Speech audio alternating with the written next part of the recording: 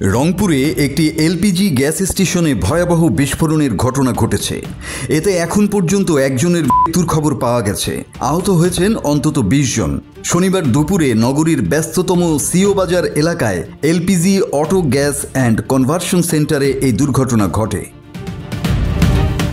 প্রত্যক্ষদর্শীরা জানান, স্টেশনটির একটি রিজার্ভ ট্যাঙ্কে কয়েকদিন আগে গ্যাস লিকেজ দেখা দেয়। আজ সেটি মেরামতের সময় ভেতরে জমে থাকা উচ্চ চাপে গ্যাস ট্যাঙ্ক হঠাৎ বিস্ফোরিত হয়।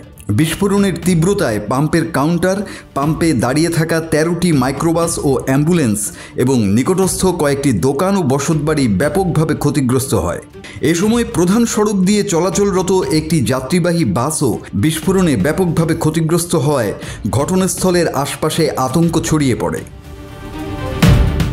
রংপুর ফায়ার সার্ভিসের উপসহকারী পরিচালক বাদশা মাসুদ আলম বলেন, খবর পাওয়ার সঙ্গে সঙ্গে ফায়ার সার্ভিস ঘটনাস্থলে পৌঁছে উদ্ধার কাজ শুরু করে। আহতদের মধ্যে অনেকের অবস্থা আশঙ্কাজনক। তাদের দ্রুত রংপুর মেডিকেল কলেজ হাসপাতালে ভর্তি করা হয়েছে। উদ্ধারকৃত এক অজ্ঞাত ব্যক্তিকে মৃত অবস্থায় পাওয়া যায় বলেও নিশ্চিত করেন তিনি। এছাড়া স্টেশনটির গ্যাস সংরক্ষণ ব্যবস্থাপনায় দীর্ঘদিন ধরেই অবহেলা ছিল। ঠিকমতো রক্ষণাবেক্ষণ না হওয়ায় এই দুর্ঘটনার সূত্রপাত হয়েছে বলে ধারণা করা হচ্ছে। এদিকে দুর্ঘটনার পর পুরো এলাকা ঘিরে ফেলে আইনশৃঙ্খলা বাহিনী এবং অতিরিক্ত নিরাপত্তা জোরদার করা হয়।